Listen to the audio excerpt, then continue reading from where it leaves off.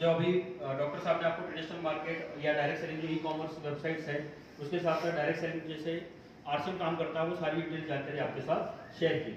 अब हम अगर देखेंगे तो ट्रेंडिंग सोर्स ऑफ अर्निंग अगर हम देखेंगे तो हमारे पास ये 4 सोर्स है जिसके थ्रू हम पैसा एक आम आदमी जो है वो पैसा कमाता है। सबसे पहले अगर हम देखेंगे तो लोग खेती बाड़ी से पैसा कमाते हैं, एग्रीकल्चर के काम से पैसा कमाते हैं, प्राइवेट जॉब या गवर्नमेंट जॉब से पैसा कमाते हैं, या बिजनेस या व्यापार करके, या डिजिटल मार्केटिंग जो अभी के ट्रेंड में अगर आप देखेंगे तो कोरोना के बाद से लोग ऑनलाइन जो है वो बहुत सारी चीजें करने से पैसा को कमा रहे हैं। ये सारे जो सोर्स है वो एक्टिव इनकम सोर्स है, यानी जब तक हम काम करेंगे तभी पैसा आएगा, जिस दिन काम नहीं करेंगे उस दिन पैसा नहीं आएगा। लेकिन डायरेक्ट सेलिंग आपको एक मौका देता है जिसमें आपको पैसिव इनकम क्रिएट करने का मौका मिलता है।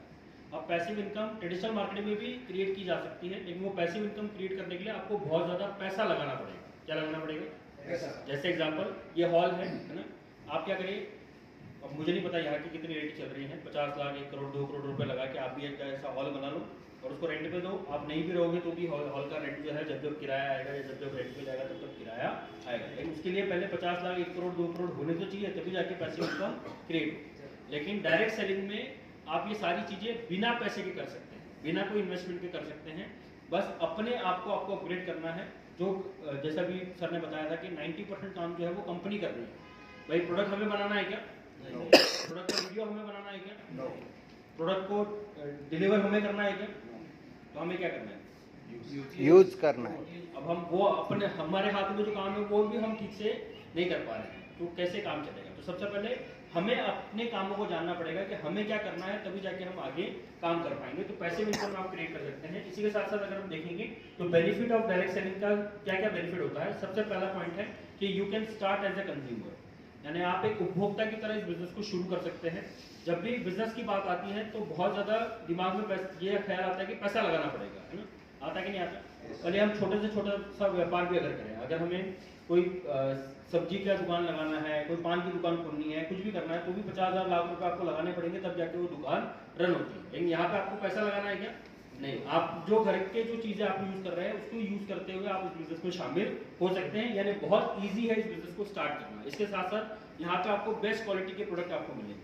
क्यों मिलेंगे? क्योंकि गवर्नमेंट ने डायरेक्ट सेलिंग के ऊपर लॉ बना दिया है कि अगर आप कोई भी चीज परचेज करते हैं तो उसकी 30 डेज की मनी बैक गारंटी है।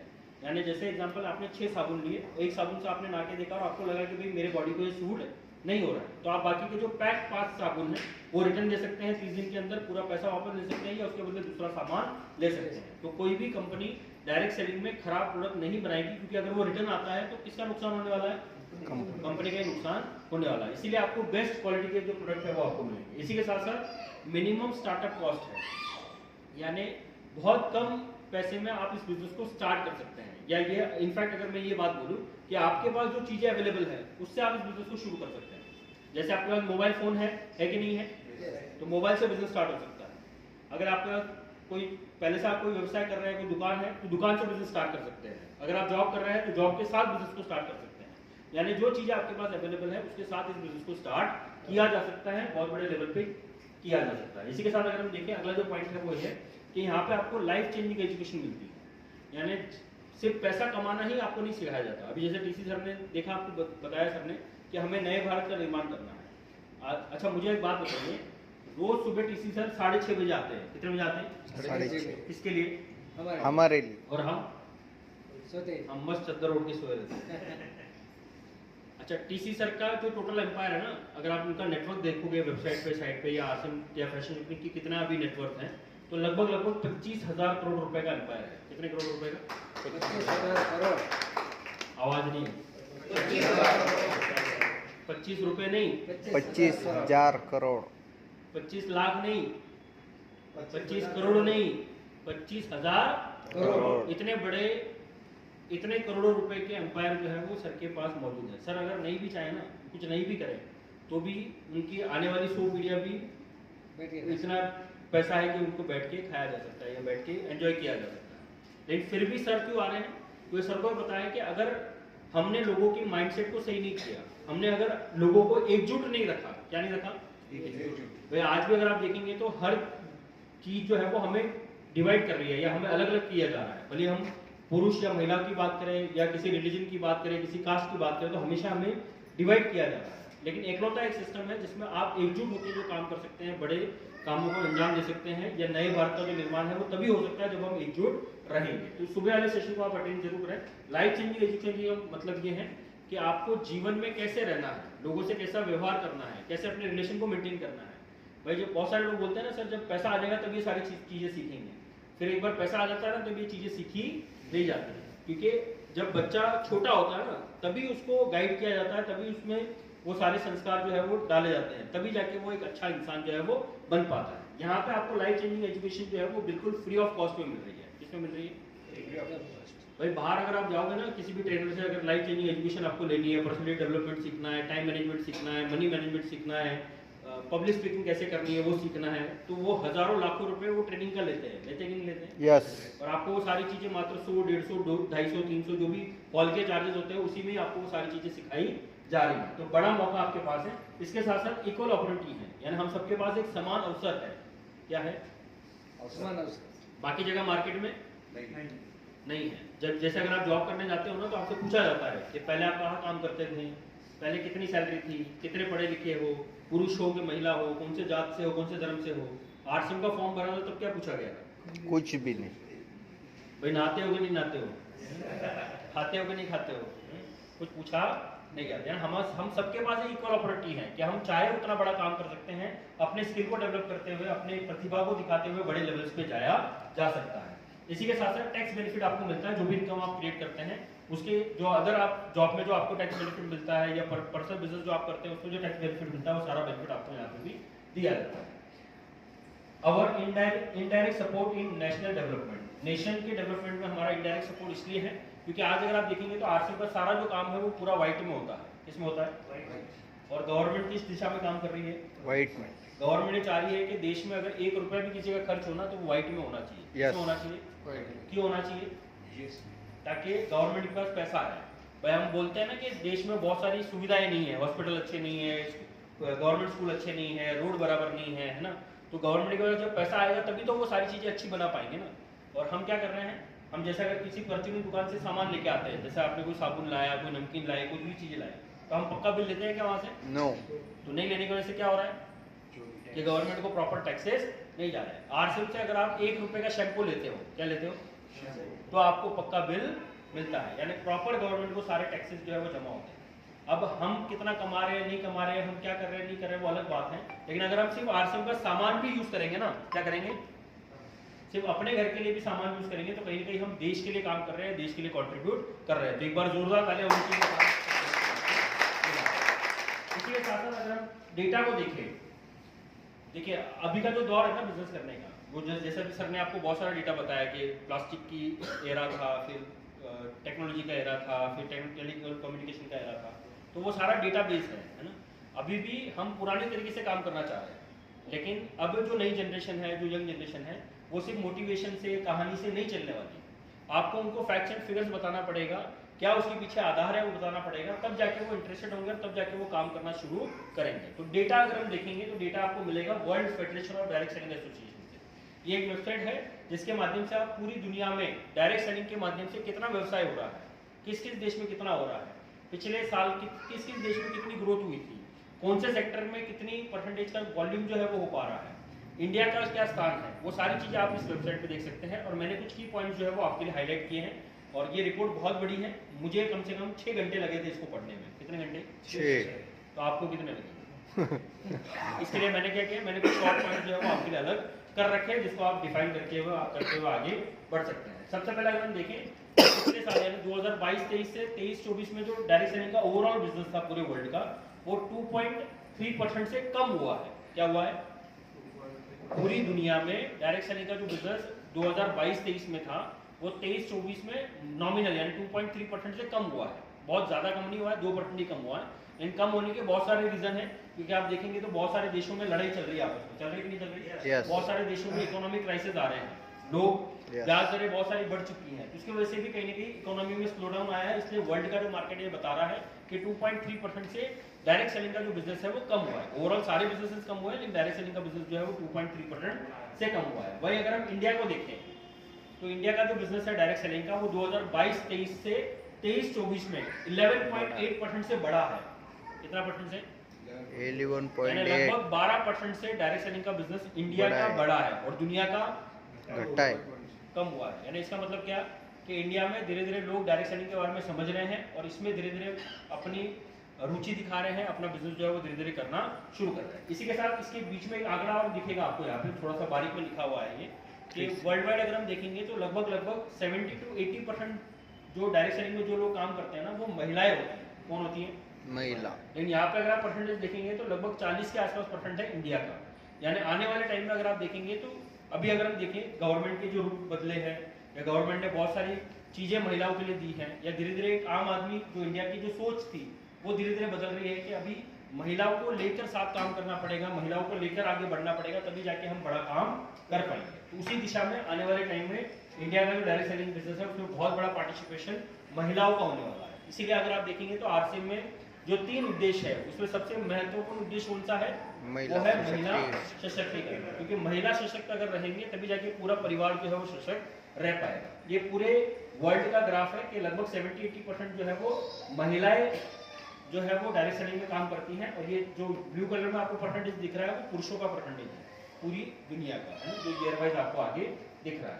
इसी के साथ अगर हम देखें तो कौन से एज ग्रुप जो है वो डायरेक्ट सेलिंग में काम कर रहे हैं तो लगभग 48% लोग जो है यानी लगभग 50% जो लोग डायरेक्ट सेलिंग में काम कर रहे हैं उसमें से उनकी जो उम्र है वो 35 साल से 54 साल की है। कितने साल से? 35 से 54 ईयर्स के जो लोग हैं वो डायरेक्ट सेलिंग में लगभग 50% लोग वो काम कर रहे हैं। और इंडिया क्योंकि एक यूथ कंट्री है, यंग कंट्री है, तो आने वाले टाइम में आप देखेंगे कि बहुत सारे यूथ जो है वो कहने की डायरेक्ट सेलिंग से जुड़ना पसंद करेंगे। तो हम भी अपने टीम में यूथ को अगर इन्वॉल्व करेंगे तभी जाके हम बहुत बड़ा काम कर पाएंगे। वही अगर आप देखेंगे तो अभी इंडिया का जो डायरेक्ट सेलिंग का बिजनेस है वो जो हमारी जीडीपी है उस जीडीपी का 0.099% है। कितना है? 0.099%। 0.09 यानी कुछ नहीं है, है ना। तो आने वाले टाइम में जब ये बिजनेस बढ़ेगा तो बहुत सारा परसेंटेज जो है वो इसमें आने वाले टाइम में बढ़ते हुए क्रम में आपको दिखेगा। ये रीजनल इंसाइट है डायरेक्ट सेलिंग के बारे में, ये रीजनल व्यू है डायरेक्ट सेलिंग के बारे में। अब मुझे एक बात बताइए कि अगर इतनी बड़ी वेबसाइट जो इतना डिटेल जानकारी दे रही है तो क्या वो इंडस्ट्री छोटी मोटी होगी क्या? भाई ये इस एसोसिएशन को लगभग 45 साल हो गए बने हुए। कितने साल? डायरेक्ट सेलिंग इंडस्ट्री तो इससे ज्यादा पुरानी है। यस। भाई जैसे मैं अगर आपको पूछूं कि नगर में सबसे पहले ऑटो चला था या ऑटो यूनियन बना था तो क्या पहले बना था? पहले ऑटो चला, फिर 5-10 साल बाद ऑटो यूनियन बना। तो उसी तरह पहले डायरेक्ट सेलिंग इंडस्ट्री चली, फिर उसके बाद डायरेक्ट सेलिंग एसोसिएशन बनी। यानी लगभग ये इंडस्ट्री 70-80 साल पुरानी है, जिसको इंडिया में अभी 20-25 साल के आसपास हुआ है। वही अगर हम देखेंगे इंडिया का जो स्थान है वो अभी लेटेस्ट पोजीशन में 11वें पोजीशन पे है। 170 देशों में डायरेक्ट सेलिंग का काम किया जा रहा है और उसमें से इंडिया का जो स्थान है वो कौन से पोजीशन पे है? 11। और पिछले 3 साल की अगर हम बैक टू बैक रिपोर्ट देखें तो पहले इंडिया का स्थान 19वां था, 19वां से 15वां हुआ, 15वां से 12वां हुआ और 12वां से अभी जो स्थान है वो 11वें पोजीशन पे है। प्लस अगर हम कंपाउंडिंग ग्रोथ देखें यानी पिछले 3 साल की ग्रोथ को अगर हम देखें कंपाउंड करके तो 8.3% की ग्रोथ है। वही बहुत सारे देशों में आपको ये नेगेटिव में या बहुत कम परसेंटेज में आपको ये ग्रोथ को दिखने मिलेगा। तो एक प्लस साइन है कि इंडिया में आने वाले टाइम में जो बिजनेस जो है वो आने वाले टाइम में बढ़ने वाला है। इंडिया का जो सेल है वो अगर हम यूएस डॉलर में देखें तो लगभग 3,435 यूएस डॉलर इन मिलियंस में है। और वही अगर हम सबसे पहले नाम को अगर हम देखें तो सबसे पहले पोजीशन पे अमेरिका है ना। और अमेरिका की जो सेल है वो लगभग 4 लाख करोड़ की है। कितने की है? और इंडिया की जो सेल है वो लगभग 20-22 हजार करोड़ की है। लेकिन वही अगर हम कंपेयर करें बिजनेस तो हमसे बहुत ज्यादा गुना ज्यादा है। लेकिन वही अगर हम पॉपुलेशन वाइज कंपेयर करें तो आपको पता है इंडिया की पॉपुलेशन कितनी है अमेरिका से? नहीं पता। हमारी जो पॉपुलेशन है वो अमेरिका से 13 गुना ज्यादा है। कितना गुना ज्यादा है? 13। जैसे मैं एग्जांपल लेता हूँ कि मुझे अगर ये पेन बनाना है, क्या बनाना है? तो इसके लिए रॉ मटेरियल क्या चाहिए? प्लास्टिक चाहिए। क्या चाहिए? और वही अगर आपको नेटवर्क बनाना है, टीम बनाना है तो उसके लिए रॉ मटेरियल क्या चाहिए? लोग। तो हमारे इंडिया में लोगों की कमी है क्या?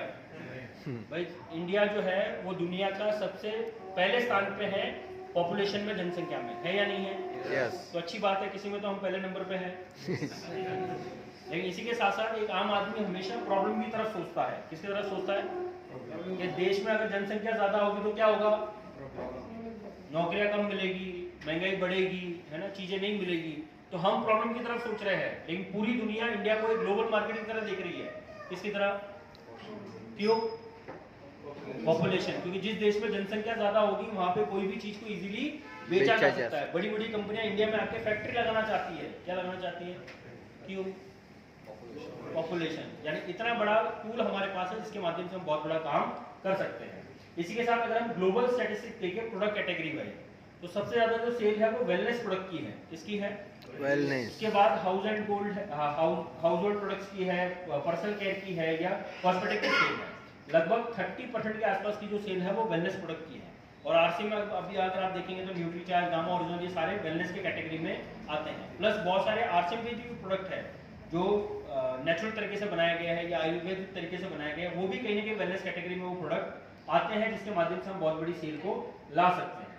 ये डेटा बता रहा है कि एवरेज जो ग्लोबल सेल है वेलनेस की वो 30% के आसपास है, एशिया की भी है। वही अगर हम इंडिया की रिपोर्ट देखेंगे ना, तो इंडिया में वेलनेस के जो प्रोडक्ट डायरेक्ट सेलिंग में बिक रहे हैं ना, वो 74% है। कितने? 74। यानी 22,000 करोड़ में की सेल में से 74% प्रोडक्ट जो है वो वेलनेस के बिकते हैं। किसके बिकते हैं?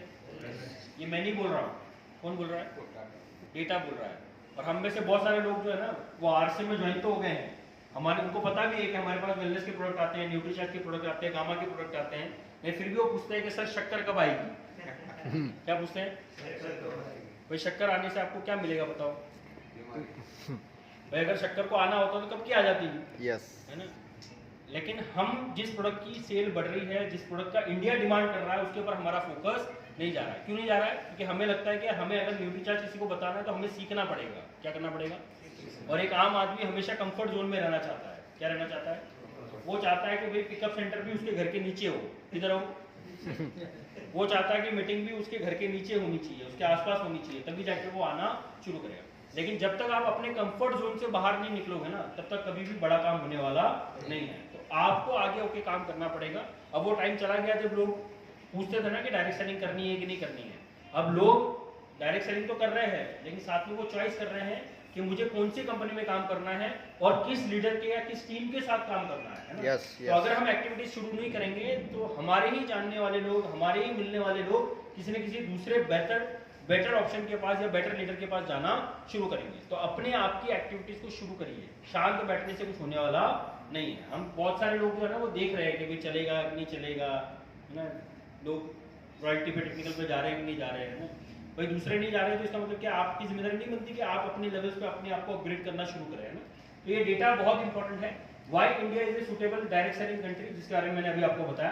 Currently the most populous country in the world as of 1 May 2023 से, है ना। तो बहुत बड़ी पॉपुलेशन है। अब बहुत सारे लोग, जैसे मैम का एक सवाल आया था ना कि बहुत सारे लोगों को हम गाँव वालों को समझाते हैं तो लोग नहीं सुनते हैं या नहीं मानते हैं, है ना। भाई आरसीएम सभी के लिए बना है। क्या बोल रहा हूँ मैं? सभी के लिए, लेकिन सभी आरसीएम के लिए नहीं बने। यस। भाई अगर सब अगर आपके बोलते ही जुड़ जाते, क्या बोल रहा हूँ मैं? बोलते ही, यानी आपने बोला कि भाई प्लान दिखाया, तुरंत जुड़ जाते, तो आपका और मेरा नंबर नहीं आता। क्या नहीं आता? नंबर नहीं आता। तो अच्छी बात है कि सब जुड़े नहीं हैं, ताकि हमें मौका मिल रहा है उनको जोड़ने का, अपने आप के बिजनेस को, अपनी टीम को डेवलप करने का। तो मौके को खोजिए और अपने आप में इंप्रूवमेंट कीजिए। भाई जैसे आपने जैसे एक तरह से प्लान दिया है ना, तो हो सकता है उस तरह से वो नहीं समझा, तो आप अपने आप को अपग्रेड करिए कि मुझे इसको और क्या बताना पड़ेगा, है ना। yes. और बहुत बार क्या करते हैं हम, किसी एक व्यक्ति को लेके पकड़ के बैठ जाते हैं, है ना। हम बोलते हैं यार आरसीएम बहुत अच्छा है, तो फिर ये कर क्यों नहीं रहा? भाई उसकी इच्छा नहीं है अभी करने की, अब आप जबरदस्ती कराओगे क्या? भाई जैसे एग्जांपल लेते हैं, किसी को शादी नहीं करनी है, क्या बोल रहा हूँ मैं? अब आप बताओ कैसे करा दोगे शादी? नहीं। तो उसको करनी नहीं तो क्या करोगे?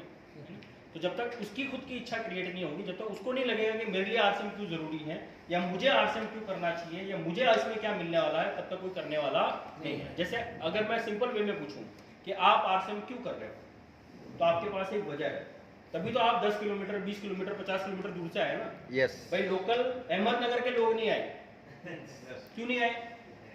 उनके पास वजह नहीं है, उनके पास कारण नहीं है। आपके पास कारण था तभी आप 50 किलोमीटर 100 किलोमीटर दूर से चल के आए हो। जब उनकी वजह क्रिएट होगी, जब उनका रीजन क्रिएट होगा, तो वो भी ऑटोमेटिकली आके काम करना शुरू करेंगे। तो एक बड़ा मौका है। इसी के साथ साथ इंडिया जो है वो अभी 5th इकोनॉमी है, पूरी दुनिया की 5वीं सबसे बड़ी अर्थव्यवस्था है। डेटा ये बोल रहा है कि आने वाले टाइम में इंडिया जो है वो दुनिया की 3री सबसे बड़ी अर्थव्यवस्था बनने वाली है। क्या बात। जब सारा व्यवसाय बढ़ेगा, जब सारा व्यापार बढ़ेगा, तो डायरेक्ट सेलिंग का व्यवसाय क्यों नहीं बढ़ेगा साहब, है ना। डायरेक्ट सेलिंग का व्यवसाय भी आने वाले टाइम में बढ़ने वाला है। इसी के साथ साथ India is the telecom industry में सेकंड लार्जेस्ट टेलीकॉम इंडस्ट्री है और 1.2 बिलियन सब्सक्राइबर है हमारे पास, यानी लगभग 120 करोड़ लोगों के पास सिम है। क्या है? मोबाइल कनेक्शन है। कितने करोड़? 120। और उसमें से 50% लोगों के पास स्मार्टफोन है। क्या है? स्मार्टफोन। बहुत सारे लोग बोलते हैं ना सर टाइम नहीं है ना। हमारे मुंबई में जब हम लोगों को मीटिंग में बुलाते हैं तो लोग बोलते हैं मरने की फुर्सत नहीं है। क्या बोलते हैं?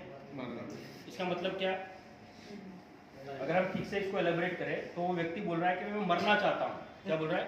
मरना चाहता हूँ, लेकिन उसके लिए भी मेरे पास टाइम नहीं है। एक गोली दे दो उसको।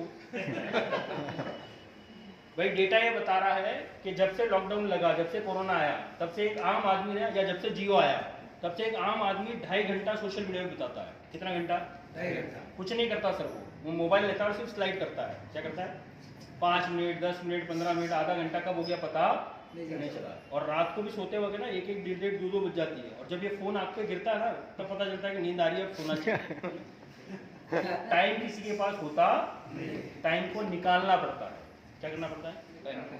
भाई आपके पास भी 24 घंटे हैं। कितने घंटे? 24। और मेरे पास 24।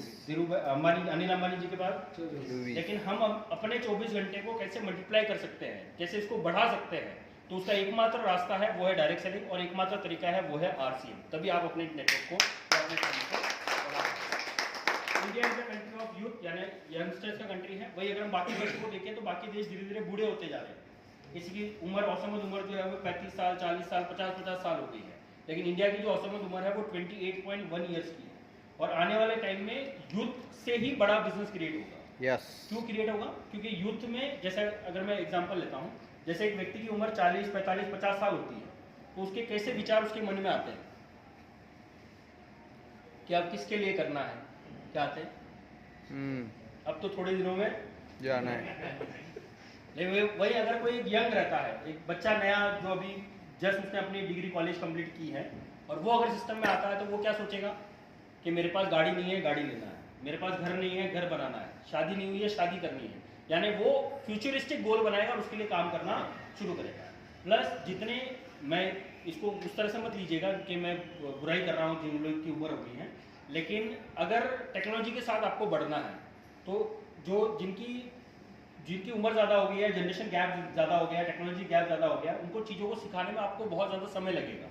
लेकिन आजकल बच्चे जो है वो प्रेजेंटेशन, डेटा, ये सारी चीज़ें तो स्कूल से, कॉलेज से पढ़ते हुए आ रहे हैं, तो उनको सिखाने की ज़रूरत नहीं है। आप इजीली उनके थ्रू आगे बढ़ सकते हैं। तो आरसीएम में प्लस पॉइंट है कि हम दोनों लोगों का बड़ा बेनिफिट ले सकते हैं, यूथ का भी और जितने हमारे सीनियर लीडर्स हैं उनका अनुभव के साथ, उनके साथ काम करके बड़ा काम कर सकते हैं। तो मेरी रिक्वेस्ट रहेगी कि आप अपने अपने बच्चों को सबसे पहले धीरे धीरे इन्वॉल्व करना शुरू करें, क्योंकि अगर आप अपने बच्चों को इन्वॉल्व नहीं कर पाए ना, जैसे एग्जांपल लेते हैं कि मेरे उम्र के जो लोग हैं ना, उनकी किसके साथ बनेगी?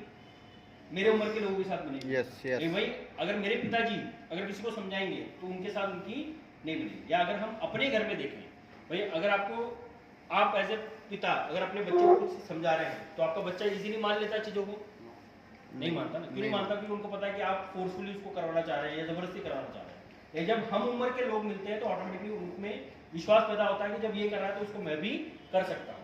अब हम बात करेंगे कि हम आरसीएम को क्यों चुने। बहुत सारी डायरेक्ट सेलिंग में कंपनियां हैं, बहुत सारी मल्टीनेशनल कंपनियां भी हैं जो डायरेक्ट सेलिंग में काम कर रही हैं, लेकिन हम आरसीएम को ही क्यों चुने? तो सबसे पहला रीजन है, मैं चाहूंगा एक बार जोरदार तालियां होनी चाहिए आदरणीय टीसी छाबड़ा सर के लिए, जिनकी वजह से आज आरसीएम जिस भी लेवल पर है।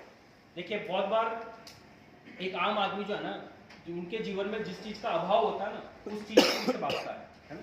जैसा आज अगर हम देखेंगे तो हमारे जीवन में सबसे कम चीज है जिसकी सबसे ज्यादा जरूरत है, वो क्या है? पैसा है। क्या है? पैसा। तो हम किसके तरफ अट्रैक्ट होते हैं? पैसे की तरफ अट्रैक्ट। और वो नॉमिनल है, भाई एक नया व्यक्ति जो होता है वो हमेशा पैसे की तरफ ही अट्रैक्ट होता है। लेकिन आदरणीय टीसी छाबड़ा सर बोलते हैं कि पैसा आपके जीवन में उतना ही जरूरी है जितनी आपकी गाड़ी में, भले आपके पास 2 व्हीलर है या 4 व्हीलर है, जितनी आपकी गाड़ी में पेट्रोल की टंकी है। क्या है भाई? अगर आपकी पेट्रोल की टंकी बाइक में समझो 15 लीटर की है, कितना लीटर की है? 15। तो 20 लीटर पेट्रोल डाल दोगे उसमें? नहीं, कितना डालोगे? 15 ही गिरा। भाई एक बार आपको जितनी पैसे की आवश्यकता है उतना पैसा आ गया आपके पास, उसके बाद तो फिर पैसे की जरूरत नहीं होती है, या उसके बाद पैसा आ भी रहा होता है तो कहीं ना कहीं इन्वेस्ट होता है या कहीं ना कहीं उसके लिए काम करना शुरू करता है। लेकिन पैसे के साथ साथ हमें कैसे रहना है, हमें कैसे व्यवहार करना है, कैसे लोगों के साथ कनेक्टिंग रहना है, वो सारी चीज़ें बहुत ज़्यादा ज़रूरी है और इसी के लिए आदरणीय टीसी छाबड़ा सर रोज़ सुबह सुबह 6:30 बजे हमारे लिए वो आते हैं, हमें सिखाते हैं। तो अगर आप सुबह नहीं उठ पाते हैं तो वो सेशन लाइव रहता है, उसको दोपहर में शाम को जब आपको टाइम मिले उसको आप देख सकते हैं। या जैसे मैम ने बताया कि मैम खाना बनाते बनाते वीडियो भी देखते हैं, तो आप भी कहीं ना कहीं ड्राइव करके जाते होंगे, कहीं बस में जाते होंगे, कहीं ट्रेन में जाते होंगे, तो हेडफोन लगाने का और उसको सुनते हुए आगे आप बढ़ सकते हैं। और कुछ नहीं तो कम से कम सुनेंगे तो हम उनकी जो सोच है उसके बारे में हम प्लान कर पाएंगे। अपनी आने वाली जो जनरेशन है, अपने बच्चे जो है उनके ऊपर आप बहुत बड़ा काम कर पाएंगे। इसी के साथ दूसरा रीज़न है, साथ में टीसी छाबड़ा सर को बहुत सारे अवार्ड मिले हैं। एक उनमें से एक बहुत इंपॉर्टेंट अवार्ड है जो मिला है रुद्राक्ष अवार्ड, जो बहुत कम लोगों को ये अवार्ड मिलता है जब वो सोशली कोई ना कोई काम करते हैं बिना कोई अपने मतलब के लिए। इसी के साथ साथ पहले रीजन में अगर हम देखेंगे तो हमारी जो नेक्स्ट जनरेशन है आरसीएम की, आदरणीय सौरभ छाबड़ा सर और प्रियंका मैम, एक बार जोरदार तालियां होनी चाहिए दोनों के लिए। आज आप जितने भी बदलाव देख पा रहे हैं, भले वो टेक्नोलॉजी को लेके हो, प्रोडक्ट को लेके हो, किसी को भी लेके हो, तो वो सौरभ सर और प्रियंका मैम की वजह से ही हो पाए।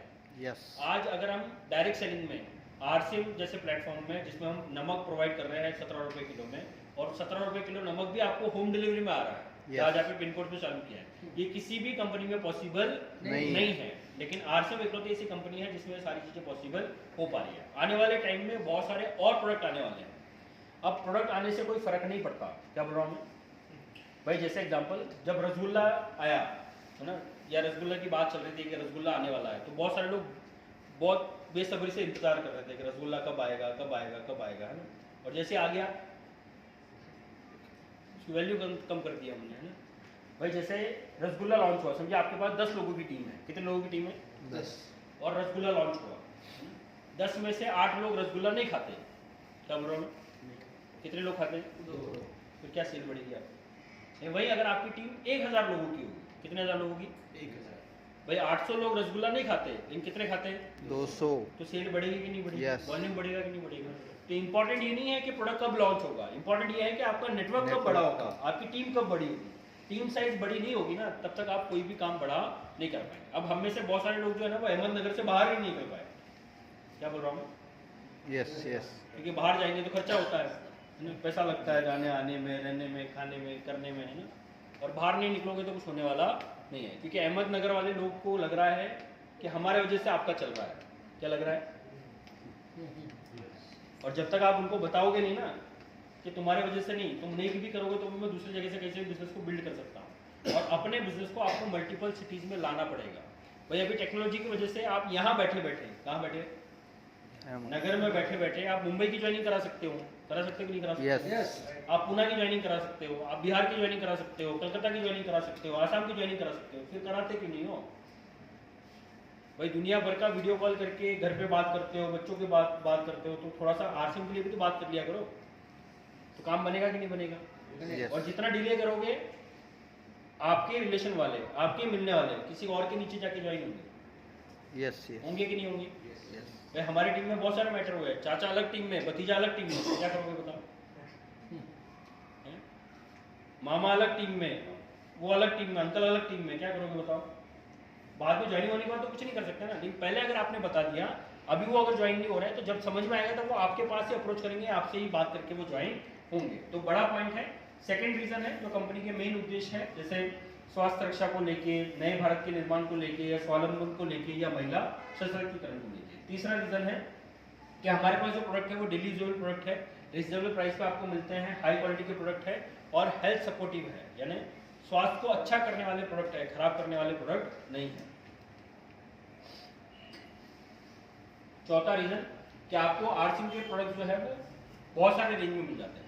भाई जैसे अगर मैं बहुत सारी अदर कंपनीज की बात करूँ, मैं नाम नहीं लेना चाहूँगा, लेकिन बहुत सारी कंपनियां पर्टिकुलर किसी सेक्टर को लेकर काम करती हैं।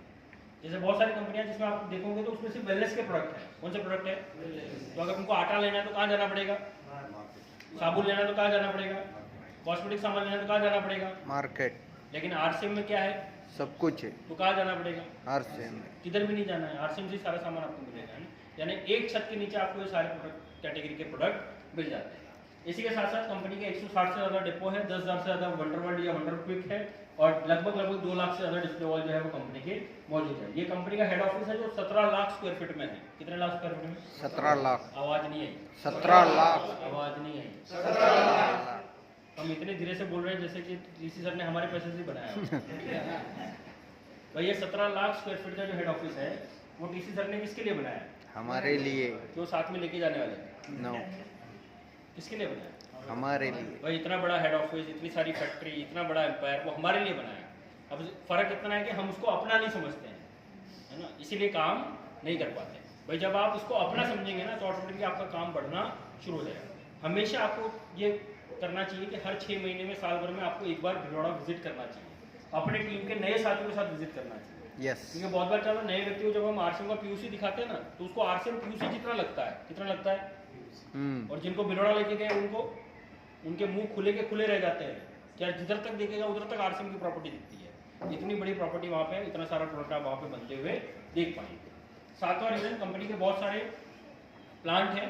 आरसीएम में जितने भी प्रोडक्ट आते हैं उसमें 60 to 70% प्रोडक्ट जो है वो कंपनी खुद बनाती है। जैसे आटा हम खुद बनाते हैं, नमकीन हम खुद बनाते हैं, पेस्ट हम खुद बनाते हैं, बाथरूम हम खुद बनाते हैं, हेयर ऑयल हम खुद बनाते हैं, शैम्पू हम खुद बनाते हैं, नमकीन हम खुद बनाते हैं, सोन पापड़ी हम खुद बनाते हैं, वॉशिंग पाउडर हम खुद बनाते हैं। ये सारे प्रोडक्ट कंपनी खुद बनाती है। अच्छा, इतने सारे प्रोडक्ट खुद बनाने के लिए एक रूम में बन जाते होंगे? नो। क्या करना पड़ता है? फैक्ट्री लगानी। 2-4 लाख में खुल जाती होगी? नहीं। तो 1 करोड़ों रुपए इन्वेस्ट करने पड़ते हैं। यस। अच्छा, बहुत सारे लोग सवाल पूछते हैं, जब हम आरसीएम में लोगों को ज्वाइन करने जाते हैं ना, पूछते हैं तो लोग अपने को जवाब पूछते हैं कि कंपनी भाग गई तो हमारा क्या जाएगा?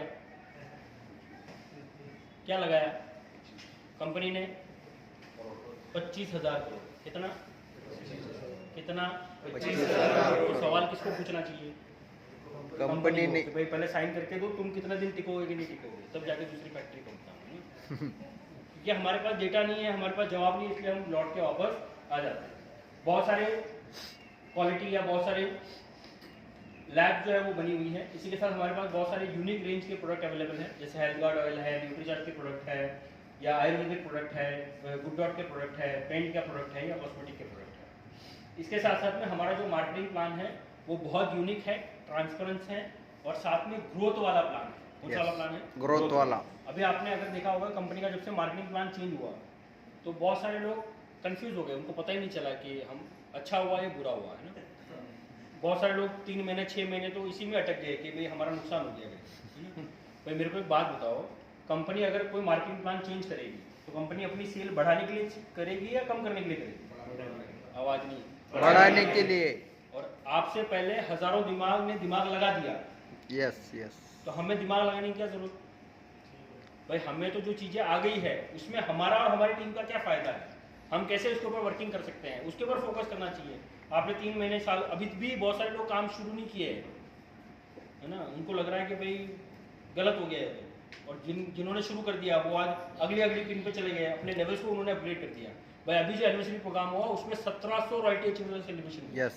कितने? 1700। आवाज नहीं है। 1700। और बाकी को नहीं हुआ, क्यों नहीं हुआ? कि अभी भी अटके हुए हैं कि सही है कि गलत है, क्या है। जिन्होंने प्लान किया उन्होंने आगे बढ़ गए, है ना। इसके साथ साथ हमारा जो ऑनलाइन डिलीवरी सिस्टम है वो फास्टेस्ट ग्रोइंग सिस्टम है, जिसमें लगभग 750 सिटीज में, कितने में? 750, और उसमें आपका अहमदनगर भी इन्वॉल्व है। यस। होम डिलीवरी है या नहीं है? कितने के ऑर्डर देने पे घर पे सामान आता है?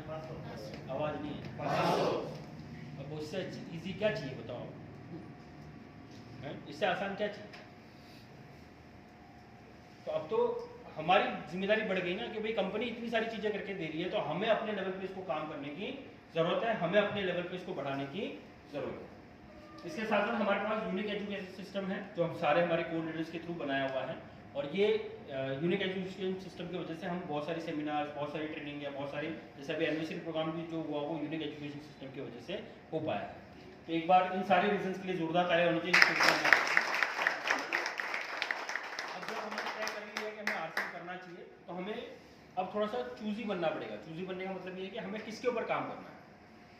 भाई हम में से, जैसे मैंने बोला ना कि एक आम आदमी हमेशा अपने कंफर्ट जोन में रहना चाहता है। हम में से बहुत सारे लोग सोचते हैं कि मैं साबुन तेल बेच दूँ। क्या सोचते हैं? तो साबुन तेल तो सब बेच रहे साहब। भाई किसी को बोलना पड़ता है कि नमक क्यों खाना है, साबुन कैसे लगाना है, मिर्च मसाले कितने डालने हैं, नहीं बोलना पड़ता, उनको पता है, वो तो इजीली कोई भी बेच देगा, है ना। आपकी स्किल कब डेवलप होगी, आपकी क्वालिटी कब डेवलप होगी? जब आप ऐसा टास्क लो जिसमें मेहनत करनी पड़े, जिसमें स्किल को डेवलप करने पड़े, जिसमें लोगों को समझाना पड़े, तभी तो लोग आपके पास आएंगे ना। नहीं तो आपके पास क्यों आएंगे? अच्छा, एक नॉर्मल डॉक्टर है, उनकी फीस और एक स्पेशलिस्ट डॉक्टर है, दोनों में फीस का कितना अंतर होता है? बहुत भाई नॉर्मल डॉक्टर 100, 200, 500 रुपए लेता होगा, Yes. लेकिन स्पेशलिस्ट डॉक्टर सिर्फ हाथ लगाने का 5,000 रुपए लेता है। Yes, कितना yes. लेता है? क्यों? क्योंकि उसके पास स्पेशल उस सेक्टर का या उस प्रॉपर उस ट्रीटमेंट का ज्यादा नॉलेज है। तो हमारे पास भी अगर नॉलेज नहीं रहेगा तो हमारे पास भी उतना बड़ा वॉल्यूम हम जल्दी शॉर्ट टाइम में क्रिएट नहीं कर पाएंगे। तो हमें उन प्रोडक्ट्स के ऊपर काम करना चाहिए जो फ्यूचर के प्रोडक्ट है। कौन से प्रोडक्ट हैं? फ्यूचर यानी आने वाले प्रोडक्ट, आने वाले टाइम में जिनकी सेल बढ़ने वाली है, आने वाले टाइम में जिनकी डिमांड बढ़ने वाली है, आने वाले टाइम में जिनके लिए लोग पूछेंगे या जिनके बारे में लोग बात करेंगे। तो सबसे पहला सेक्टर है वो है न्यूट्रास्यूटिकल सेक्टर, या जो हमारे वेलनेस के प्रोडक्ट है जिसमें न्यूट्रीचार्ज है और गामा ओरिजिन है। तो न्यूट्रीचार्ज की तरफ से बहुत सारे प्रोडक्ट हमारे पास मौजूद है। अब कोरोना के बाद लोगों को नहीं समझाना पड़ता कि भाई मल्टीविटामिन टैबलेट क्यों खाना है, प्रोटीन पाउडर क्यों खाना है, या DHA क्यों खाना है ना। धीरे धीरे लोगों की नॉलेज बढ़ रही है। प्लस स्कूल में बच्चों को सिखाया जा रहा है कि विटामिन ए किस लिए काम करता है, विटामिन बी किस लिए काम करता है। अब हम में से बहुत सारे लोग इसलिए न्यूट्रीचार्ज पे काम शुरू नहीं कर रहे हैं कि उनको लगता है कि मुझे सीखना पड़ेगा कि विटामिन ए किस लिए काम करता है, विटामिन बी किस लिए काम करता है। तो बहुत ज़्यादा सीखने की आपको ज़रूरत नहीं है। क्यों ज़रूरत नहीं है? क्योंकि आपके आसपास जो लोग हैं ना वो आपके जितना ही जानते हैं। क्या बोल रहा हूँ? जैसे आपका जो पड़ोसी है ना वो आपके जितना ही उसके पास नॉलेज है। यस अगर आपसे ज्यादा नॉलेज होता ना तो वो किसी और का पड़ोसी होता। क्या बोल रहा हूँ? आपका पड़ोसी नहीं होता। अब आपको क्या करना है कि अपने पड़ोसी से 10% नॉलेज ज्यादा रखना है। कितना परसेंट? 10 कितना परसेंट? 10 अब वो 10% नॉलेज कहाँ मिलेगा? जैसे न्यूट्रीचार्ज के बहुत सारे ऑनलाइन सेशंस होते हैं, बहुत सारे वेबिनार होते हैं, वीर वीरांगना क्लब की स्पेशल ट्रेनिंग होती है, वहाँ पे आपको स्पेशल नॉलेज मिलेगा। अब हमें लोगों को इजी स्टेप में समझाना है। जैसे अगर आपको न्यूट्रीचार्ज के बारे में बताना है तो आप ये बता सकते हैं कि पहले के दौर में अगर हम देखेंगे तो लोगों की हाइट बड़ी होती थी, 6.5 फुट, 7 फुट, 8 फुट हुआ करती थी। आज धीरे धीरे बच्चों की हाइट कम क्यों हो रही है? क्योंकि जब माँ बाप में ही पोषक तत्व नहीं तो बच्चों में कहाँ से आएंगे? पहले सफेद बाल कब होते थे? 40-50 साल के बाद। आज 8-10 साल के बच्चे को भी आप सफेद बाल के साथ देख सकते हैं। पहले चश्मे कब लगते थे? ज़्यादा पढ़ते थे, ज़्यादा टीवी देखते थे तो जल्दी लगता है। लेकिन अब बच्चे बाद में पैदा हो रहे हैं, पहले चश्मे लग रहे हैं। लग रहे कि नहीं लग रहे? ये किसके वजह से हो रहा है? भाई न्यूट्रिशन की कमी की वजह से हो रहा है। इजी समझाओ, टूल्स का उपयोग करो। किसका उपयोग करो? टूल्स। हम क्या करते हैं? हम खुद समझाना शुरू कर देते हैं, है ना। अब आपका जो पड़ोसी है वो आपको पिछले 5 साल से जानता है, 10 साल से जानता है। कितने साल से जानता है? 10 साल। और आप आज डॉक्टर वाली बात करोगे तो क्या करेगा वो आपको ऊपर से नीचे तक देखेगा। मुझे ये नया नया डॉक्टर बना लगता है। आप इससे क्या टूल्स का यूज करो ना भाई। हमारे पास बुक्स है, वीडियोस है जिसके थ्रू आप इनको न्यूट्रीचार्ज को इजीली समझा पाएंगे। मैं इसके लिए फोकस कर रहा हूँ आपको क्योंकि न्यूट्रीचार्ज के ऊपर डबल धमाल ऑफर है। क्या है? डबल धमाल। यानी अगर आप न्यूट्रीचार्ज के प्रोडक्ट को यूज करते हैं या सेल करते हैं तो आपको डबल फ्री प्रोडक्ट जो है वो आपको मिलने वाले हैं। यस। प्लस न्यूट्रीचार्ज की तरफ से कैश रिवॉर्ड है। यानी 10,000 रुपए का न्यूट्रीचार्ज का प्रोडक्ट अगर आप यूज करते हैं या सेल करते हैं तो 3,000 रुपए का कैश रिवॉर्ड आपको आरसी की तरफ से मिलेगा। 5,000 रुपए का कैश रिवॉर्ड आपको न्यूट्रीचार्ज की तरफ से मिलेगा। 8,000 रुपए आपको एक्स्ट्रा मिलेंगे। साथ में अगर आप 10,000 रुपए पीवी अगर करते हैं, बहुत सारे और भी स्लैब्स है, 1,500 है, 2,500 है, लेकिन 10,000 अगर आप करते हैं तो अगर आप सबसे अंतिम डिस्ट्रीब्यूटर है, नए ज्वाइन हुए हैं, तो भी हर महीने 450 रुपए आपके अकाउंट में ट्रांसफर होंगे 2% के हिसाब से। यस। इतना बड़ा बेनिफिट और कौन कहाँ से मिलेगा? प्लस न्यूट्रीचार्ज की तरफ से एक बड़ा अनाउंसमेंट हुआ है, जो एक बड़ा प्रोग्राम होने वाला है अप्रैल 2025 में। कब होने वाला है? अप्रैल 2025। मैं टेंटेटिव डेट भी आपको नोट करा देता हूँ। डेट आगे पीछे हो सकती है लेकिन फिर भी आप इसको नोट करके रखिएगा। मुझे वैसे परमिशन नहीं है लेकिन फिर भी मैं आपको उस डेट को आपको बता रहा हूँ। वेन्यू जो होगा वो लगभग फाइनल है कि शंकुआनंद हॉल में होगा और एक सेशन जो है वो पूरे सिर्फ महाराष्ट्र के लिए होने वाला है। क्या बात है। शंकुआनंद हॉल में होगा। अब वो कितने सेशन में होगा मुझे पता नहीं है। 3 सेशन होंगे, 6 सेशन होंगे, कितने होंगे पता नहीं है, लेकिन 1-2 दिन सेशन होगा। एक दिन पूरे इंडिया के लिए होगा, एक दिन सिर्फ महाराष्ट्र के लिए होगा, है ना। अब प्रोग्राम किसके लिए हो रहा है? पूरा 1 दिन का प्रोग्राम किसके लिए हो रहा है? हमारे लिए, महाराष्ट्र के लिए। पहुंचेंगे नहीं, हमारे लिए महाराष्ट्र में थोड़ी आते हैं। अच्छा, टारगेट क्या है कि आपको अक्टूबर से लगा के मार्च तक 30 न्यूट्रीचार्ज वुमेन को अपने सेल्फ आईडी पे या परचेज करना है या सेल करना है। 30 करेंगे तो सिंगल एंट्री है, 60 करेंगे तो कपल एंट्री है। ओके। उसमें आपको उस प्रोग्राम में एंट्री मिलेगी 30 करते ही। साथ साथ में आपको शंकुआनंद हॉल में, उस हॉल में लोग 2-2 हज़ार 5-5 हज़ार रुपए दे के उसमें एंट्री लेते हैं। Yes. उस हॉल में आपको फ्री में एंट्री मिल रही है, यस जिसमें 3,000 लोगों की बैठने की कैपेसिटी है। कितने हज़ार लोगों की? 3,000 और एशिया का वो सबसे बड़ा ऑडिटोरियम है जिसमें कोई पिलर नहीं लगा हुआ है। Yes. क्या नहीं लगा हुआ? यानी उसमें 3 फ्लोर बने हुए हैं लेकिन उसमें कोई भी पिलर लगा हुआ नहीं है। इतना बड़ा वो ऑडिटोरियम है। अब मुझे एक बात बताओ, जब आप अपनी टीम से 2-4-5 लोगों को उस ऑडिटोरियम में लेके जाओगे तो विजन बड़ा होगा कि नहीं होगा? यस भाई आरसीएम उसको बड़े विशाल रूप में दिखेगा कि नहीं दिखेगा? यस और साथ में आपको न्यूट्रीचार्ज इतना ही नहीं, साथ में आपको डॉक्टर उज्ज्वल पाटनी जी की ट्रेनिंग मिल रही है फ्री में। यस भाई अभी आप ऑनलाइन सर्च करो डॉक्टर उज्ज्वल पाटनी जी को, उनका कोई भी ऑनलाइन सेशन, यानी अगर आपको मोबाइल में जूम में देखना हो ना तो 2,500 से कम का सेशन नहीं है। कितने हज़ार का? 2,500। लेकिन वो हमें फिजिकल सेशन देने आ रहे हैं, तो कितनी बड़ी चीज़ें हमें मिल रही है। अब हमें से बहुत सारे लोग सोच रहे होंगे कि सर 30 पीस करके मुंबई जाना ठीक है क्या? आप नहीं भी आओगे ना तो फिर भी खर्चा खच भरेगा। तो अब ये हमारे ऊपर है कि भाई हमें करना है कि नहीं करना है ना। लोगों से अब आरसीएम को जरूरत नहीं है। हमें जरूरत है कि हम अगर एफर्ट लगाएंगे, हम अगर काम करेंगे तो हम उसका हिस्सा बनना शुरू होंगे। तो अभी से प्लानिंग करना शुरू करें। मैं ये बोल रहा हूँ कि बहुत सारे लोग 31 मार्च को, क्या बोल रहा हूँ, 31 मार्च 30 पीस एक ही सिंगल बिलिंग में करके मुंबई आएंगे। यस यस और हम में से अभी से भी प्लानिंग नहीं करोगे तो आप मुंबई पहुंचने वाले नहीं है। अब मुझे एक बात बताओ, जो इतना सारा एफर्ट लगा रहा है, जो इतना सारा वर्क कर रहा है, वो आगे बढ़ेगा या जो चुपचाप बैठा है वो आगे बढ़ेगा? एफर्ट लगाएगा वो आगे बढ़ेगा। टीम किसके साथ जुड़ना पसंद करेगी? जो आराम एफर्ट से टांग पे टांग लगाए सोए बैठा है उसके साथ, या जो फील्ड में काम कर रहा है उसके साथ? जो फील्ड में काम कर रहा है। तो आपको अपने एक्टिविटीज को बताना पड़ेगा, तभी जाके लोग आपके साथ काम करना शुरू करेंगे। इसी के साथ गामा ओरिजिनल एक बहुत बड़ा प्रोडक्ट है और इसको बहुत सारी बीमारियों के लिए आप इसको यूज कर सकते हैं। जैसे भी सर ने बताया कि सरकार डायबिटीज कम हो गया, ऐसे बहुत सारी बीमारियों के ऊपर आपको ये प्रोडक्ट बहुत बेहतरीन रिजल्ट आपको मिलेंगे। अब देखिए, अगर ये रिजल्ट हमारे पास है ना तो हमें प्रॉपर इनके टेस्टिमोनियल हमारे पास होने चाहिए। भाई फलाना, क्योंकि क्या होता है कि जब हम छोटे शहर में रहते हैं ना तो छोटे शहर में लोग एक दूसरे को बहुत जल्दी जानते हैं कि यार फलाना मिलने वाले हैं, ये यहाँ मिलने वाला है, तो उससे आप कनेक्शन बहुत इजी बना सकते हैं, अपने प्रोडक्ट की रिटेलिंग बहुत अच्छा कर सकते हैं। बीपी में, शुगर में, डायबिटीज़ में, हार्ट की प्रॉब्लम में, पैरालिसिस में, थायराइड में, ऐसे बहुत सारे प्रॉब्लम्स में गामा ओरिजिनल बहुत बड़े रिजल्ट्स ला रहा है। और गामा ओरिजिनल के स्पेशल सेशन होते हैं हर मंगलवार को। कब होते हैं? हर मंगलवार रात को 9 बजे।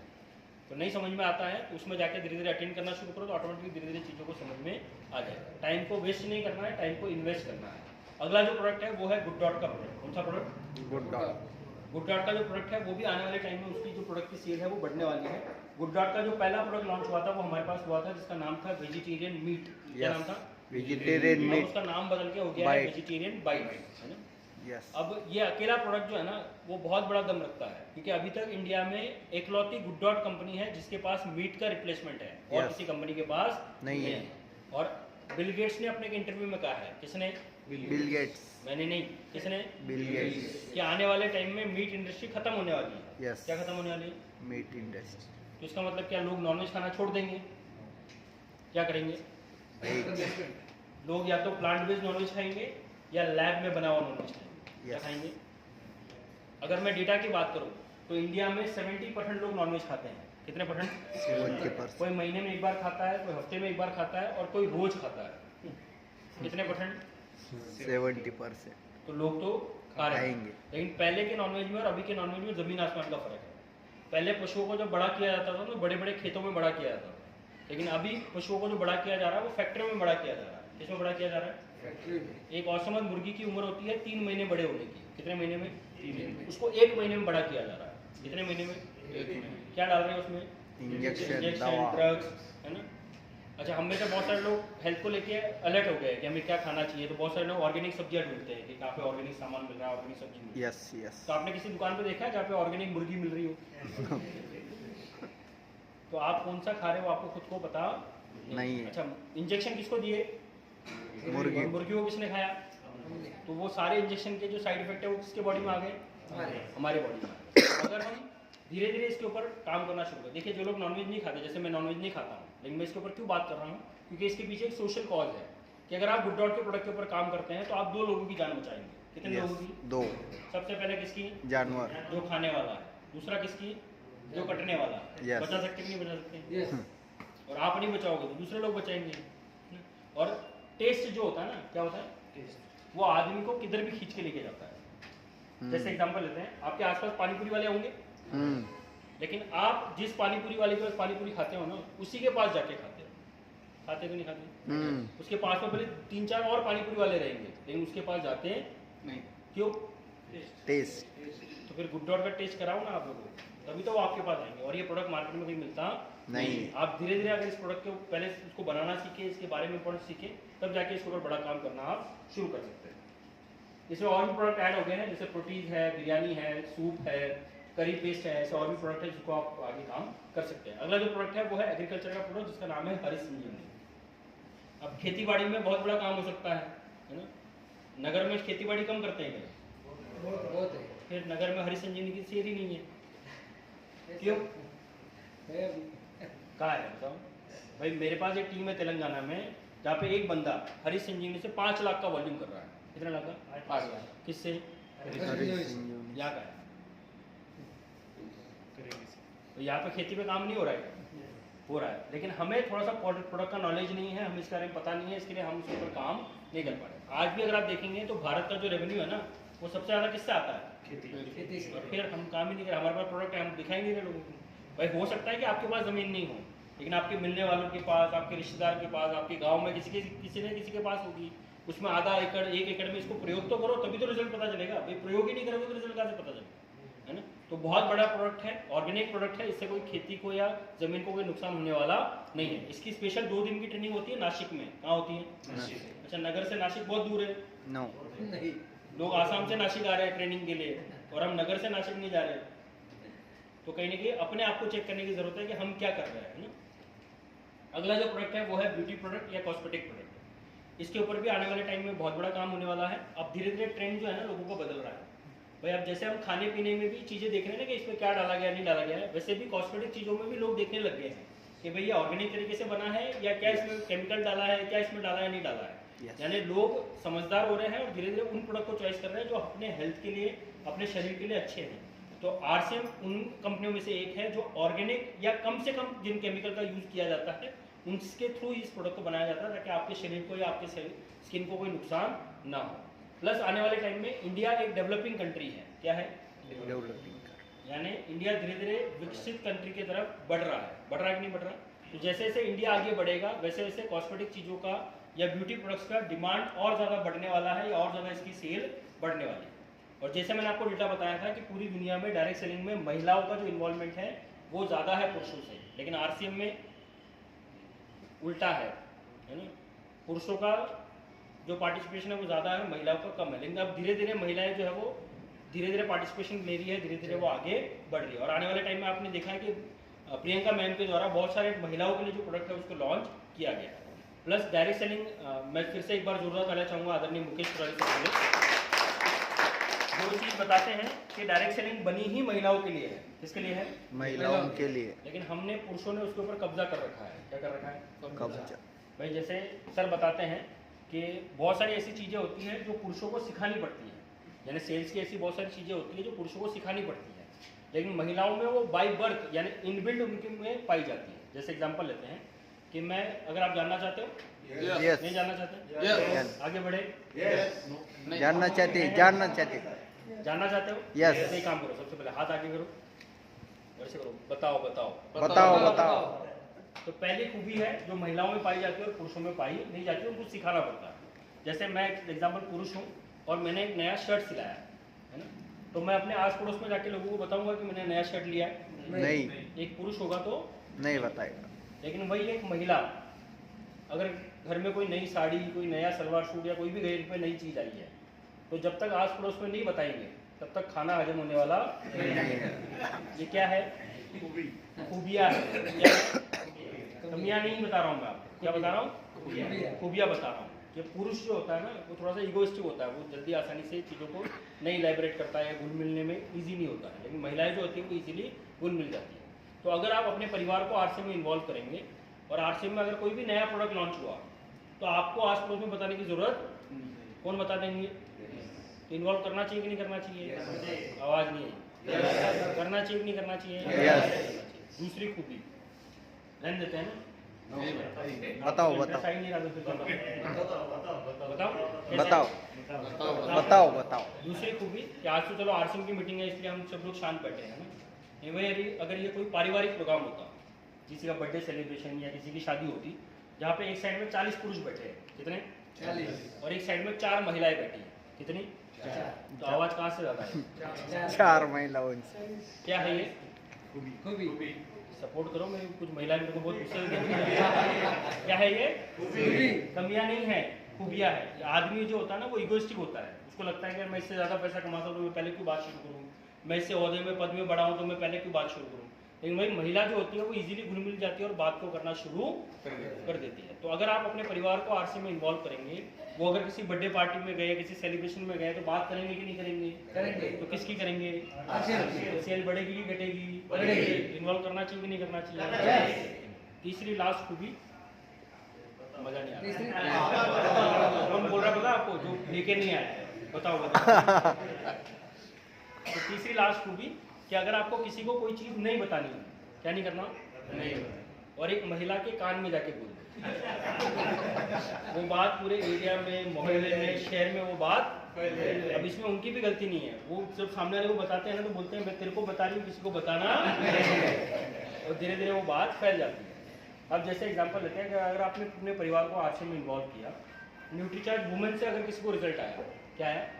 न्यूट्रीचार्ज वुमेन, न्यूट्रीचार्ज DHA 200 से किसी को रिजल्ट आया, किसी को गामा ऑर्गेनो से रिजल्ट आया, वो अगर बात आपके एरिया में, आपके शहर में फैल जाए तो सेल बढ़ेगी कि घटेगी? बढ़ेगी। इन्वॉल्व करना चाहिए कि नहीं करना चाहिए? यस। एक बार सभी महिलाओं के लिए जोरदार तालियां होनी चाहिए।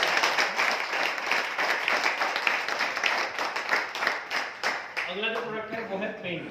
पेंट अपने आप में एक बड़ा इंडस्ट्री है, बड़ा पेंट है, बड़ा प्रोडक्ट है, और आपके नगर में बहुत बड़ा काम हो रहा है, बहुत अच्छा काम हो रहा है, लेकिन उससे ज़्यादा काम हो सकता है, इतनी बड़ी कैपेसिटी है। अभी अगर आप गूगल पे सर्च करोगे ना कि इंडिया में हर साल कितने का पेंट लगता है, तो गूगल आपको बताएगा कि इंडिया में 57 लाख करोड़ का पेंट लगता है। कितने का? 57 लाख करोड़। आवाज नहीं आई। 57 लाख करोड़। इतने लाख करोड़ का तो इंडिया सिर्फ एक साल में पेंट लगा देता है।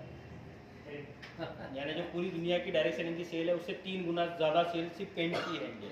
यस। अब बहुत सारे लोग सोच रहे होंगे सर पेंट में तो सिर्फ वही प्रोडक्ट चलेगा जो पहले से ब्रांड बना हुआ है, पहले से नाम बना हुआ है ना? तो ऐसा आपको लगता है, लेकिन अभी भी अगर आप टीवी में एडवर्टाइजमेंट देखेंगे ना तो बहुत सारी कंपनियां अभी अभी पेंट में आई है। हाँ, मैं नाम नहीं लेना चाहूँगा, जैसे बहुत सारी कंपनियां जो अभी अभी, जैसे JSW है, ओपस है, या और भी कोई कंपनियां हैं, वो अभी अभी आई है। तो वो क्या, आपको क्या लग रहा है कि वो दूसरे जो मार्केट कंपटीटर है उनको टक्कर दे देगी? वो भाई जब इतना बड़ा मार्केट है तो उनको तो 1-2% भी अगर मार्केट शेयर मिल गया तो भी करोड़ों का व्यवसाय तो वैसे ही कर लेंगे, है ना? यस। तो हमारे पास भी मौका है ना भाई। अगर आप सबसे पहले तो इसके कॉन्सेप्ट को आप समझिए कि पेंट जो प्रोडक्ट है ना वो बनाया इसलिए गया या आरसीएम में इसलिए लाया गया क्योंकि पेंट की पूरी इंडस्ट्री में अगर आप देखेंगे ना तो सबसे ज्यादा मेहनत पेंटर करता है। कौन करता है? पेंटर। और पेंटरों की हालत क्या है? गाड़ियाँ किसके पास है? कॉन्ट्रैक्टर के पास, दुकान वालों के पास। पहले दुकान छोटी थी, पूरा बिल्डिंग का दुकान हो गया है, और पेंटर वही की वही है ना। तो कंपनी ने इसको इसलिए लॉन्च किया ताकि जो पेंटर वाली जो कड़ी है ना उनको हम एलैबोरेट कर सके, उनको हम अच्छा कर सके, या उनको जो एक्स्ट्रा बेनिफिट है वो उनको मिल सके जो बाकी लोगों को मिल रहा है। तो अगर आप चाहें तो देखिए हमारे यहाँ पे अपने गाँव में या शहर में 2-4-5 पेंटर आपको आसपास में मिल जाएंगे, मिलेंगे कि नहीं मिलेंगे? अच्छा, पेंटर कितने पढ़े लिखे होते हैं? बहुत कम भी गए हुए नहीं रहते, लेकिन उनको पेंट का नॉलेज है। किसका नॉलेज है? पेंट का। तो आपको उनको समझाना नहीं कि पेंट कैसे लगाना है, क्या करना है, उनको पता है ना। आपको सिर्फ इसमें क्या बेनिफिट है, क्या आपको फायदा मिल सकता है, या एक कोई एरिया आप लगा के देखो, एक कोई बिल्डिंग लगा के देखो, एक कोई दीवार लगा के देखो, ताकि आपको क्वालिटी का कंपैरिजन हो सके। प्लस जैसे अगर कोई कॉन्ट्रैक्टर है, कॉन्ट्रैक्टर के हाथ के नीचे बहुत सारे पेंटर काम करते हैं, है ना? या बहुत सारे लोग पेंटर काम करके चले गए और वो दूसरी जगह पेंट लगा रहे हैं, तो उसको कुछ फायदा मिल रहा है कॉन्ट्रैक्टर को? लेकिन अगर आरसीएम के पेंट के थ्रू अगर यूज करेंगे वो पेंटर कहीं पे भी जाके अगर आरसीएम का पेंट लगाएगा तो फायदा मिलेगा कि नहीं मिलेगा? तो ऑटोमेटिकली आप अपने नेटवर्क को या अपनी टीम को उसमें एलिब्रेट कर सकते हैं। तो बहुत बड़ा प्रोडक्ट है, इसकी भी ट्रेनिंग लेने की जरूरत है। ये सारे प्रोडक्ट जो मैं आपको बता रहा हूँ ना, ये बिना ट्रेनिंग के नहीं बिकने वाले, बिना ट्रेनिंग के आप इसके ऊपर काम नहीं कर सकते। अब ट्रेनिंग के लिए टाइम लगेगा कि नहीं लगेगा, सीखना पड़ेगा कि नहीं पड़ेगा? और नहीं सीखोगे तो जो सीखेगा वो आगे बढ़ेगा। अगले साल हम 2025 में प्रवेश कर रहे हैं। किसमें प्रवेश कर रहे हैं? 2025। मुझे नहीं पता आप में से कितने लोगों को आरसीएम में 3 महीना, 6 महीना, साल, 2 साल, 5 साल, 10 साल कितने हो गए, लेकिन अब तक जितने भी हो गए वो हो गए। अब भी अगर आप नहीं समझे, अब भी अगर आपने अपना एफर्ट नहीं लगाया, अपना 100% नहीं लगाया ना, तो वो व्यक्ति आगे बढ़ने वाला है जो व्यक्ति अपना 100% लगाएगा, या जो व्यक्ति अपने आप को एक्सेल करेगा, अपने आप को बढ़ाना शुरू करेगा। मेरे ख्याल से मेरी अहमदनगर में तीसरी मीटिंग है ना, और हो सकता है कि आप में से बहुत सारे लोगों ने मुझे पहली बार भी सुना होगा, दूसरी बार भी सुना होगा, तीसरी बार भी सुन रहे होंगे। तो मैंने भी अपने आप में अपग्रेड किया है, अपनी चीज़ों में, अपनी बातों में अपग्रेड किया है। तो इसी तरह आपको भी अपने आप में अपग्रेड करने की जरूरत है। बहुत सारे लोग हैं जिनको आरसीएम में 3 महीना, 6 महीना, साल भर हो गए, लेकिन अभी तक ड्रेस कोड नहीं बदला है। क्या नहीं बदला है? Dress code. क्यों भाई? अभी तक तो टाई लग जानी चाहिए थी ना, क्यों नहीं लगी? कि हम ये सोचते हैं कि पहले पैसा आ जाएगा तो फिर टाई लगाऊंगा, और पैसा बोलता है कि पहले टाई लगा तो फिर आता हूँ। तो क्या करना ज़्यादा इजी है? पैसा कमाना ज़्यादा इजी है कि टाई लगाना ज़्यादा इजी है? टाई लगाना। भाई टाई, आपके ड्रेस कोड चेंज होने से ना, बहुत बार लोग है ना बातों से नहीं समझते हैं। आप कितनी भी बड़ी बड़ी बातें करो, आपका हुलिया बताता है कि आप क्या करना चाह रहे हैं, क्या बताना चाह रहे हैं। भाई जिस व्यक्ति ने आपको पिछले 5 साल से, 2 साल से, 10 साल से हाफ पैंट में, चप्पल में, इसी में देखा है, वो अभी भी अगर आप इसी में रहोगे, इसी में बात करोगे तो वो सुनने वाला नहीं है। लेकिन ये अगर आपने थोड़ा सा अपने आप में बदलाव किया, अपने बोलने में, अपने ड्रेसिंग सेंस में, तो जैसे आप टाई लगा के बाहर निकलोगे घर से, तो पड़ोसी किसको देखेगा? टाई को। वो मुंह से नहीं बोलेगा, वो इशारों में बात करेगा, हाँ से लगी। तो आप बोलोगे भाई साहब अभी टाइम नहीं है, मैं मीटिंग में जा रहा हूँ, शाम को आऊँगा तो बताऊँगा। क्या बोला आपने? तो क्या करेगा वो पूरे दिन सोचेगा कि यार जिसको मैंने हाफ पैंट में देखा, चड्डी में देखा, चप्पल में देखा, अचानक ऐसा क्या हो गया कि उसने टाई पहन लिया। तब अगर आरसीएम समझाओगे तो समझेगा, नहीं समझने वाला नहीं। और टाई लगने से आदमी कंट्रोल में आ जाता है। इसमें आता है कंट्रोल। तो जैसे बहुत सारे लोगों का मुंह खराब होता है, खराब होने का मतलब ये है कि हर एक लाइन में एक गाली निकल जाती है, कभी कुछ बोल देते हैं, अरे पूरे बोल देते हैं ना। तो टाई लगने के बाद सामने वाला आदमी कैसा भी हो, मुंह से सर ही निकलता है। क्या निकलता है? सर। तो वो आपको क्या बोलेगा? सर। तो आपने सर बोला तो वो भी सर बोलेगा, है ना। बहुत सारे लोगों को गलत आदत होती है, किसी को तंबाकू, बीड़ी, सिगरेट, गुटखा। तो टाई लगाने के बाद ये सब चीज़ें की नहीं। तो स्पेशल मैं महिलाओं को बोलना चाहूँगा कि अगर आपके पति देव कुछ इनमें से करते हैं तो आज रात को पकड़ के क्या करना है? टाई लगा देना। देखिए धीरे धीरे बदलाव करेंगे तभी जाके सारी चीज़ें ट्रेनिंग का पार्ट है, तभी जाके हम अपनी टीम को एक बड़ी टीम में निर्माण कर पाएंगे, एक अच्छा एलिब्रेट कर पाएंगे, अच्छा आगे बढ़ा पाएंगे। तो हम 2025 में प्रवेश करने वाले हैं, तो 25 में स्पीड बहुत बढ़ने वाली है। यस। और हम अभी भी पुरानी स्पीड से चलेंगे तो कहीं पहुंचने वाले नहीं है। आदरणीय बीसी छाबड़ा सर बोलते थे या बोलते हैं कि आरसीएम का जो है ना वो रॉकेट उड़ने वाला है। क्या उड़ने वाला है? रॉकेट। और बहुत सारे लोग उस रॉकेट में बैठ के उड़ेंगे और बहुत सारे लोग उसके पीछे का धुआं देखेंगे। क्या देखेंगे? धुआं। तो आपको बैठ के जाना है कि धुआं देखना है? बैठ के जाना है। बैठ के जाना है। तो अपने आप से आज बात को सवाल करना कि भाई मुझे आरसीएम की तैयारी कितने बड़े लेवल पे करनी पड़ेगी, कितने बड़े लेवल्स पे हमें काम करना पड़ेगा, कितने बड़े लेवल्स पे हमारी टीम की हमें तैयारी करनी पड़ेगी, तभी जाके आप आगे बढ़ पाएंगे। क्या लिखा हुआ है हिंदी पर? दिख रहा है नहीं दिख रहा है? दिख रहा है। मेरी नजर में देखो तो बुरी हो गई है, अब समय है अपने नजरिए को बदलने का, है ना। तो अभी तक आपने आरसीएम की जो भी अपने दिमाग में इमेज रखी होगी ना उसको बदलना पड़ेगा। अभी भी बहुत सारे लोग जो है ना वो पुराने ज़माने में अटके हुए हैं, क्योंकि वो अभी भी पुराने ज़माने के जेलर है। पुराने ज़माने के जेलर आपको बन के नहीं रहना है, सिस्टम के साथ अपग्रेड होना है। भाई आपका मोबाइल फ़ोन हर महीने, 2 महीने, 3 महीने में अपग्रेड होता है कि नहीं होता है? यस। अपडेट मांगता है कि नहीं मांगता है? यस। और आपने लास्ट अपने आप को आरसीएम में कब अपडेट किया था?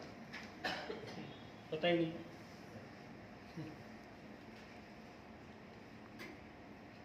दो 2025 में फिक्की और केपीएमजी का आंकड़ा है कि आने वाले टाइम में इंडिया का जो बिजनेस है वो 64,500 करोड़ का होने वाला है।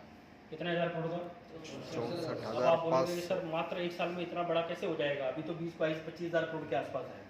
भाई टेक्नोलॉजी का ज़माना है, कभी भी कोई चीज़ किधर भी हो सकता है। यस।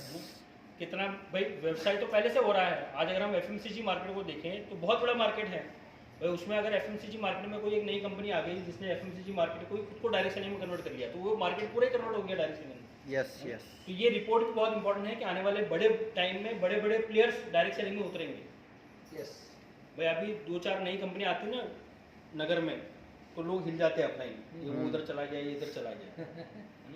महीने 2 महीने 6 महीने में। मैं बोल रहा हूँ कि आने वाले टाइम में जब ये इंडस्ट्री इतनी बड़ी हो जाएगी ना, तब रोज एक नई कंपनी आएगी। क्या बोल रहा हूँ? तब कैसे संभालोगे? तो अभी से अपने टीम को आपको मजबूत करना पड़ेगा, अभी से आपको ट्रेन करना पड़ेगा, ताकि आने वाले चैलेंजेस को वो अभी से फेस करना सीख सके, आगे बढ़ना सीख सके।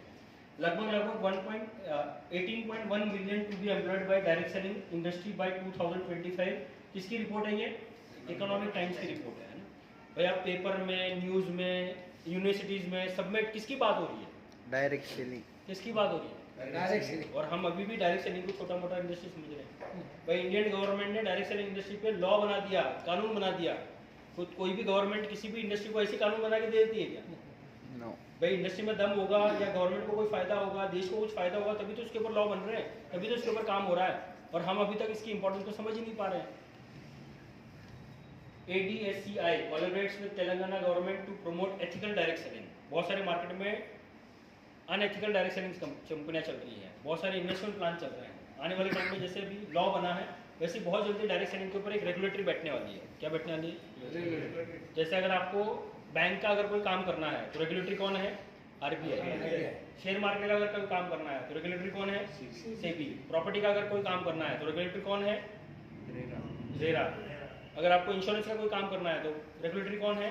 IRDA। इसी तरह अगर डायरेक्ट सेलिंग में आपको भविष्य में कोई काम करना होगा तो पहले रेगुलेटरी के पास जाके रजिस्टर करना पड़ेगा, तभी जाके आपको वो परमिशन मिलेगी। तो छोटी मोटी कंपनियों का काम रहने वाला नहीं है। और बहुत सारे लोग जब RC में थोड़ा सक्सेसफुल हो जाते हैं तो उनको लगता है यार मैं भी कोई कंपनी खोल दूँ, है ना। वो तो TC सर है, इसके लिए कंपनी चला पा रहे हैं, है ना? Yes, yes. एक आम आदमी की बस की बात नहीं है इतने सारे लोगों को साथ में लेके चलना, इतने सारे Yes. लोगों के विचारों को साथ में लेके चलना, इतने सारे प्रोडक्ट के साथ लेके चलना, है ना। तो एक बार जोरदार तालियां होनी चाहिए। एक बहुत बड़ा प्रोग्राम हुआ था अभी 8 मार्च को वुमेन्स डे पे दिल्ली में, यस। जिसमें बड़े बड़े मिनिस्टर जो उस मंच पे आए थे, जैसे पीयूष गोयल जी आए थे, उन्होंने बहुत सारे स्टेटमेंट ये न्यूज़पेपर में दिए हैं। स्मृति ईरानी जी आए थे, उन्होंने बहुत सारे न्यूज़ आर्टिकल वहाँ पे दिए हैं। ये तेलंगाना का डायरेक्ट सेलिंग का कॉन्क्लेव हुआ था, जिसमें आप सौरभ छाबड़ा सर को, इसमें है एक फोटो में, दिखे क्या? हाँ हाँ है। देख पाएंगे। सौरभ छाबड़ा सर की एक स्पीच है जो मैं आपको सुनाना चाहता हूँ। really appreciate the support। एक चीज मैं ऐड करना चाहूँगा बड़ी सिंपल लैंग्वेज में। डागर जी ने आज पूरा ग्लोबल पोटेंशियल, इंडिया पोटेंशियल बताया। एक पोटेंशियल मैं मेंशन करना चाहूँगा, specially sir, need your attention on that, that this industry where everyone ends contributes to those classes in the journey of this government dream, value for this make in India, women empowerment, to reach India from 5th stage to 3rd developed economy। India के जो tier 3, tier 4, tier 5 cities में जहाँ पे real में skill development और women's को भूले बिना हम लोग काम नहीं कर सकते। This industry is in real sense working in that area and contributing towards the nation. So I mean and also would like to mention one more thing, as you just said. I would like to inform, I mean actually could not meet you personally, but on 16th of September, the first industry in Hyderabad itself, 16th of September is it's the foundation of that building, and the entire factory we are putting up here in Telangana by Swastik Foods, if you've heard this name. So we are starting that unit, which is a big supplier of rice bran oil. So we are going to have huge consumption of rice bran paddy from the local state. So it started, sir, and we assure we need really long-term guidelines and the kind of leadership we see here in this state. In simple words, if I say where there is more honey, bees will start automatically coming in. The kind of support we see from this state, on behalf of the entire association, HC, and along with FITSI, sir, आप guideline बनाइए. We all assure that we are really going to contribute huge towards, of course, state Telangana, and we see there are in direct selling we see कि बहुत सारे leaders होते हैं, बहुत सारे followers होते हैं. तो हमें ऐसा लग रहा है कि Telangana state is going to become a leader for direct selling industry for the norms, and rest of the states will be following that. So thank you so much. एक बड़ा मौका था, अब नई उड़ान भरने के लिए तैयार है नए भारत के निर्माण को लेके, और उसकी झलक आपको मिल गई है कि मुंबई में आरसीएम का पहला एक्सपीरियंस सेंटर खुला है। और कंपनी का प्लान है कि आने वाले साल में 200 शहरों में, कितने शहरों में 200 एक्सपीरियंस सेंटर खुलने वाला है। यस। और ये एक्सपीरियंस सेंटर का सबसे बड़ा की पॉइंट है कि यहाँ पे प्रोडक्ट को बहुत ही स्पेशल कैटेगरी से डिस्प्ले किए गए हैं। बहुत सारी वैरायटी जो आपको कहीं नहीं मिलती वो सारी डिस्प्ले में आपको वहाँ मिलेगी। और बहुत जल्दी इंदौर का जो वंडर वर्ल्ड है वो भी एक्सपीरियंस सेंटर में कन्वर्ट होने वाला है। तो ये सारी चीज़ें हैं। कंपनी की तरफ से एडवांस ट्रेनिंग प्रोग्राम चलाए जा रहे हैं, जिसमें यूएलपी है, यूएलपी क्विक है, तेजस है, जोनल है, गुरुकुल है, ये सारी चीज़ों को आपको देखना है। ये मेरा इस महीने का शेड्यूल है। ये शेड्यूल वैसे मैंने आपको जो लोग मेरे ब्रॉडकास्ट में ऐड है उनको भी भेजा था। यस। ये मैंने इसलिए भी भेजा कि मैं कहाँ कहाँ जा रहा हूँ देखने के लिए। ये मैंने इसलिए भेजा ताकि आप अपना शेड्यूल जरूर बनाएं। बहुत बार क्या करते हैं, हम काम तो कर रहे हैं लेकिन हमने कोई डेट्स को नोट ही नहीं किया है। जैसे मैं अगर बोलूँ ना तो बहुत सारे लोग बोलते हैं कि मैं 1 साल से आरसीएम कर रहा हूँ, कुछ बोलते हैं मैं 2 साल से कर रहा हूँ, कुछ बोलते हैं 5 साल से कर रहा हूँ। लेकिन अगर आप ठीक से नोट करोगे ना तो आपने 1 साल में 10 दिन भी आरसीएम में ठीक से काम नहीं किया। तो प्रोडक्ट यूज़ करना थोड़ी काम होता है। तो अगर आप किसी के घर पे होम मीटिंग कर रहे हैं, किसी के घर पे 1-to-1 मीटिंग कर रहे हैं, किसी को प्लान दिखा रहे हैं, किसी को प्रोडक्ट के बारे में नॉलेज दे रहे हैं, तब जाके वो काम होता है ना। अपने सामान को यूज़ करना काम नहीं होता है ना। तो अगर आप अपनी टीम को सही दिशा में लेके जाना चाहते हैं, अपने टाइम को सही यूटिलाइज करना चाहते हैं, तो उसके लिए आपका शेड्यूल का होना बहुत ज़रूरी है। तभी जाके आप आगे की प्रोग्राम की बड़ी तैयारी कर पाएंगे, आगे की मीटिंग्स की आप अच्छी तैयारी कर पाएंगे। इसी के साथ फिजिकल और जो डिजिटल टूल्स है उनका आप ठीक से यूज़ करना शुरू करें। एक लास्ट गाना है, उसके साथ हम प्रोग्राम को एंड करेंगे। ट्रॉफी मैम को देनी है, तो मैं एक बार सर को बुलाता हूँ कि सर उनको इनवाइट करेंगे ताकि हम मैम को जो न्यूट्रीचार्ज की जो ट्रॉफी है जो